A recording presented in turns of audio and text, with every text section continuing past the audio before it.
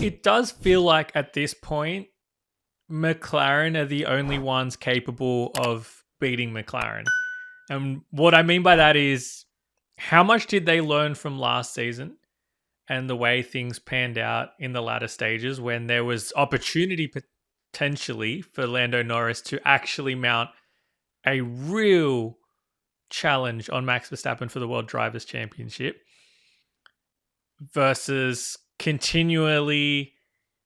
playing down the fact that they have a number one driver and that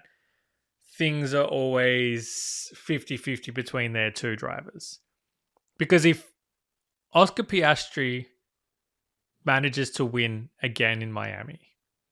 we get to the point where he's clearly the better of the two drivers in the current car as currently constructed and set up. And so if you're legitimately going to make a run at a World Drivers' Championship, you have to do everything as a team to ensure that he's given every opportunity and put in the best possible positions to fulfill that. Any wavering, for lack of better terms, from Zak Brown and any insistence on the fact that there is no number one driver, he's only going to keep the door ajar for whether it's Max Verstappen or whether it's another driver, where the Mercedes are able to put things together, where the Ferrari can finally make a run at things. But you don't want to leave that door open for anybody, especially for drivers who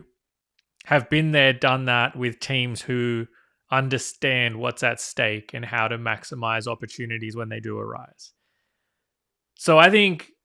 a lot will be learned about McLaren's ambitions and their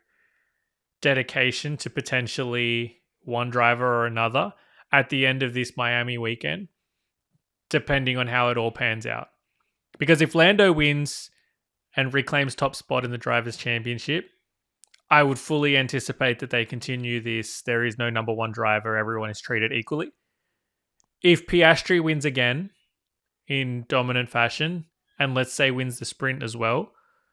we're about to find out whether anything was learned from last season from Zak Brown and from McLaren, or if we're going to go down that same route